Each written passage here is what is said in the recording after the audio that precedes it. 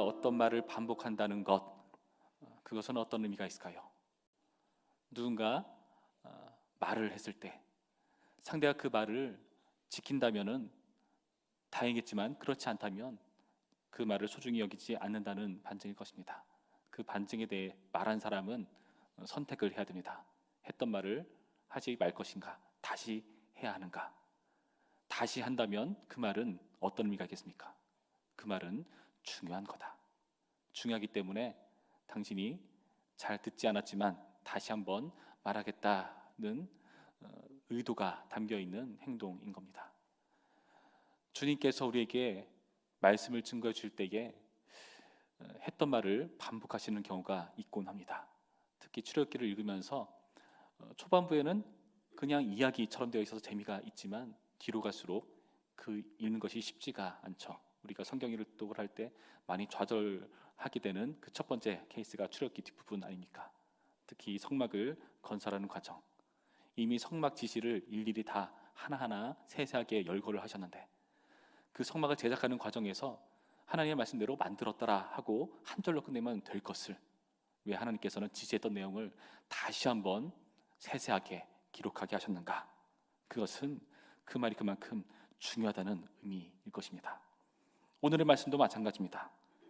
언약궤를 만들 때, 떡상을 만들 때, 등잔대, 분향단 이러한 것을 만들 때 이미 하셨던 말씀인데 제작하는 과정에서 주님의 말씀대로 언약궤를 만들었다, 떡상을 만들었다, 등잔대를 만들었고 분향단을 만들었다 하면은 간단한 내용을 오늘 말씀 보시면 만만치 않습니다. 4번이면 끝날 그 이야기를 29절에 걸쳐서 아주 길게 세세하게 언급하고 있다는 것이죠. 그런데 그 말씀은 우리가 이전에 25장부터 30장 문맥에서 이미 다 확인했었던 내용들입니다. 그런데 이 말씀을 다시 한번 이렇게 세세하게 기록하는 이유는 무엇이겠습니까? 그것은 그 모양 하나하나가 중요하다는 것이죠. 우리의 의도와 우리의 뜻대로 짓지 않게 하셨습니다. 우리 한국 같은 경우 문화재를 복원하는 사업들을 보면은 제가 미대 출신이라서 교수님이 되게 한탄하시는 내용 중에 하나가 있었습니다. 외국에서는 문화재가 망가지면 그대로 놔두고 그 상태를 유지한다. 근데 우리나라는 그것을 복원할 때 너무 과하게 한다. 분명히 그림에서는 난이 하나인데 이렇게 하면 더 보기 좋을 것 같은데 하고 난을 하나를 더 그려버리는 것과 마찬가지다. 수원에 가면 화성이 있습니다. 그 화성을 보면은 벽돌이 이렇게 있죠. 근데 그 하나하나 그 앗을 메꾸기 위해서 새로운 벽돌이 들어가 있는 것을 봅니다. 색깔이 너무나 확연하게 차이가 나죠. 경복궁 너무나 멋지게 만들었지만 과연 그것이 옛날의 그대로의 모습인가? 너무나 새 것이 아닌가 하는 생각. 물론 그 모습을 잘 보존하기 위해서 그렇게 한다는 건 이해할 수 있지만 그 과정에서 만약에 처음의 의도가 손실되고 변경이 된다면 여러분 그것은 좋은 것일까요? 나쁜 것일까요? 특히 주님의 말씀이 그러다는 것이죠. 이 성막을 건설하는 데 있어서 주님께서는 이미 하나하나 열거하셨고 그대로 지켜지기를 원하셨습니다. 너 내가 이렇게 말했어, 세세하게 말했어, 내가 말한 대로 해야 돼. 너의 의도에 아무리 좋고 깊은 뜻이 있다 할지라도 내가 한 것에 더하지 마, 빼지 마 하면서 일일이 언급을 하도록 이 출애굽기는 기록하고 있다는 사실입니다. 왜 이처럼 그 모양을 하나하나 다 지켜야 되는가? 제가 예전에 말씀드렸듯이 그것은 그 모양 하나하나에 하나님의 의도가 담겨있기 때문이죠. 그 의도를 그대로 드러내게 하기 위해서 이 성막이라는 것은 히브리서 문맥을 보면은 하늘 성전의 모양이 그대로 이 땅 가운데 재현되는 것이 아닙니까? 그러니까 하늘의 모양을 제대로 하고 계시는 하나님만이 이것을 지시할 수가 있는 것이죠. 우리의 상상을 동원할 수가 없는 내용이라는 것입니다. 그 의도는 그대로 반영되어야 되고, 그래서 이 말을 다시 한번 반복하게 기록되었다는 것은 그만큼 우리에게 그 의도의 그 중요성을 다시 한번 확인하라는 의도일 것입니다. 그렇게 이 모양을 강조한다는 의도가 있지만 또 다른 의도가 있습니다. 하나님의 말씀이 그대로 이루어졌다. 처음에는 하나님의 의도의 중요성을 말씀드렸다면 이번에는 인간의 순종이 얼마나 중요한가를 말해주고 있는 내용입니다. 오늘 말씀 보시면 다 부살렐이라는 사람이 하나님의 말씀대로 제작했다는 것을 강조하고 있는 것과 다름이 없습니다. 하나님, 제가 주님 말씀에 순종해서 주님의 말씀대로 지었어요. 자, 언약궤를 지었어요. 차원이 아니라 언약궤를 지었는데 하나님이 이렇게 말씀하셨잖아요. 이렇게 주님 말씀하신 대로 만들었어요 라고 분명히 말을 하고 있다는 것이죠. 여러분, 우리가 주님께 순종한다는 것은 이런 의도가 담겨 있습니다. 우리는 자칫 잘못하면 주님께 순종했다고 생각하지만 그렇지 않을 때가 있거든요. 예전에 사울 왕이 어땠습니까? 사무엘을 통해서 지시한 주님의 말씀대로 내가 다 했다. 주님의 말씀대로 다 됐다. 그런데 다 진멸하라 하신 그 가나안 땅의 것이 그대로 있는 그 이상한 상황들, 주님을 위해서, 주님께 드리기 위해서 제물로 남겨놓은 것이다. 온전한 것을 남겨놓은 것이다.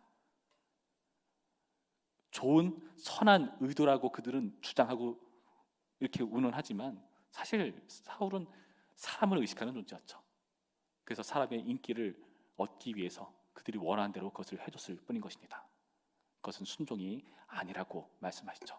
수양의 제물보다 순종이 더 나은 것이다 라고 사무엘은 언급하지 않습니까?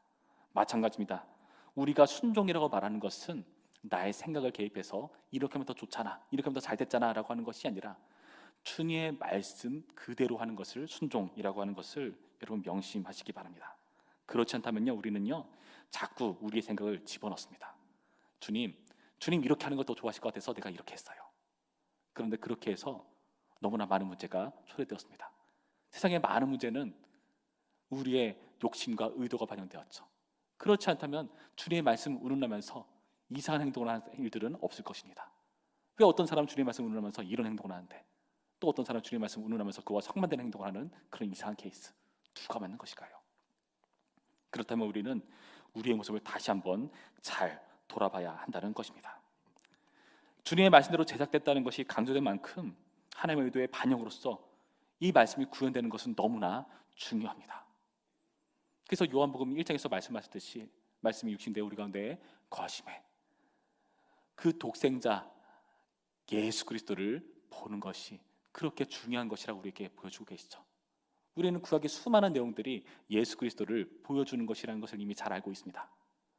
예수를 보면서 그 의도를 파악할 수 있는 것처럼 우리의 순종은요 말씀을 구현한다는 의미가 있습니다. 여러분, 그래서 이것은 중요하다는 것입니다. 예수 그리스도의 성육신이 말씀의 구현으로서 중요한 것처럼 우리의 순종 또한 또 다른 예수님의 청신 차원에서 온전한 순종이 되는 것이고요, 주님의 말씀을 그대로 구현하는 그 가치를 보여주는 의미가 되는 것입니다. 그래서 여러분의 가정에서 누군가 함께 있는 자리에서 여러분의 행동 하나를 조심하셔야 됩니다. 내가 이렇게 행동하는 것이 주님의 말씀을 구현하는 태도일 텐데, 저 친구 기독교인이라면서 근데 저렇게 하는 게 기독교인으로서 하는 행동인가? 사람들이 의구심이 들 만한 그런 행동을 해서는 안 되는 법이지 않겠습니까? 기독교인은 저렇게 하는 것이 기독교인이구나, 저렇게 하는 것이 하나님의 뜻인가 보다, 그것을 보여줄 수 있는 존재가 우리라는 것입니다. 그렇다면 우리의 모습 하나하나가 조심스러워야 한다는 것입니다. 그렇다면 우리는 예수 그리스도처럼 성육신으로 그 예수님의 모습을 그대로 재현하는 우리의 역할을 지킬 수가 있습니다. 그런데 이 과정에서 중요한 게 있습니다. 오늘의 말씀 하나하나, 그 기구 하나하나를 설명하면서 초반부에 부살렐이 만들었다, 그가 또 하면서 이것이 부살렐이 만들고 순종해서 이루어진 결과라는 것을 언급하고 있다는 사실입니다. 여러분, 부살렐은 어떤 존재이죠? 하나님의 말씀을 그대로 순종한 이 부살렐이 과연 어떠한 존재이기 때문에 이렇게 주님의 말씀을 그대로 재현할 수가 있었는가? 그것을 밝혀주는 말씀, 부살렐을 소개하고 있는 구절을 확인하면 알 수가 있는데요, 제가 31장 1절부터 잠깐 다시 한번 읽어드리겠습니다. 31장 1절부터 말씀 보시면 이렇게 되어 있습니다. 여호와께서 모세에게 말씀하여 이르시되 내가 유다 지파 훌의 손자요 우리의 아들인 부살렐을 지명하여 부르고 하나님의 영을 그에게 충만하게 하여 지혜와 총명과 지식과 여러 가지 재주로 정교한 일을 연구하여 금과 은과 노수로 만들게 하며 보석을 깎아 물리며 여러 가지 기술로 나무를 새겨 만들게 하리라. 내가 또 단지파 아히사막의 아들 오홀리압을 세워 그와 함께하게 하며 지혜로운 마음이 있는 모든 자에게 내가 지혜를 주어 그들이 내가 내게 명령한 것을 다 만들게 할지니. 이 말씀을 보면 분명해집니다. 주님의 말씀대로 순종할 수 있는 것은 주님께서 주신 지혜 때문인데요, 그 지혜 때문에 그 말씀을 그대로 잘 지킬 수가 있다고 말씀하고 있는 것인데요, 그 지혜를 어떻게 얻을 수가 있다고 밝혀주었습니까?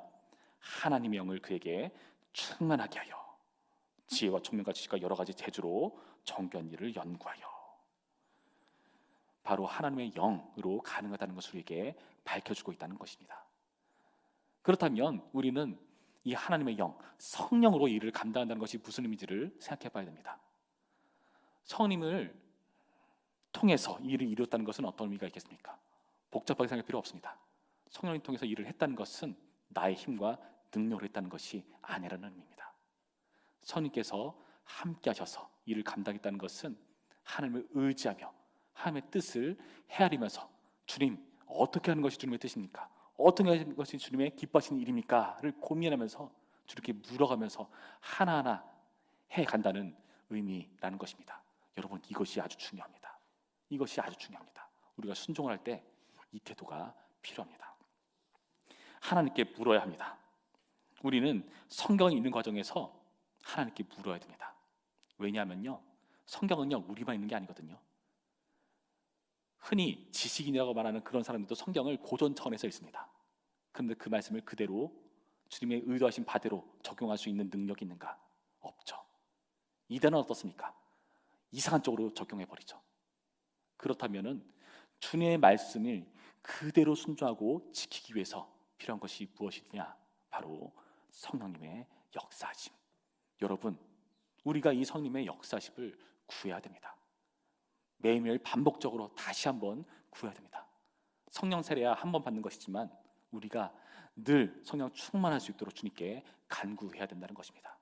여러분, 우리가 이 자리에 나온 이유가 그 이유 때문입니다. 주님, 성령께서 우리 가운데 충만하셔야 내가 오늘 하루 살 수 있습니다. 내가 오늘 하루 어떤 행동을 하든지 주님께서 기뻐하시는 뜻대로 살 수 있습니다. 여러분, 이 의도가 바로 우리가 이 새벽기도에 나온 뜻인 줄로 믿으시기 바랍니다. 우리 함께 기도하실 텐데요, 주님, 내가 주님께서 진짜 원하시는 성전 건축 하기를 소원합니다. 이 이스라엘 백성들이 애굽의 국구성을 만들던 사람들이었고 광야의 금송아지를 만든 사람이었는데 이들이 어떻게 주님과 관계하는 성막을 건설하는 건자로 설 수가 있었는가? 어떻게 변화될 수가 있었는가? 바로 하나님의 영 때문이었습니다. 주님, 그러니 우리가 다시 한번 성령님을 의지하며 성령의 충만하심을 구합니다. 우리의 인생 가운데에 주님께서 기뻐하시는 성전을 건축해 나갈 수 있도록 인도하여 주시옵소서. 나의 오늘 하루의 삶 가운데 주님 기뻐하시는 뜻을 쫓아 순종할 수 있도록 인도하여 주시옵소서. 이렇게 기도하는 우리가 되기를 주님의 이름으로 축원드립니다.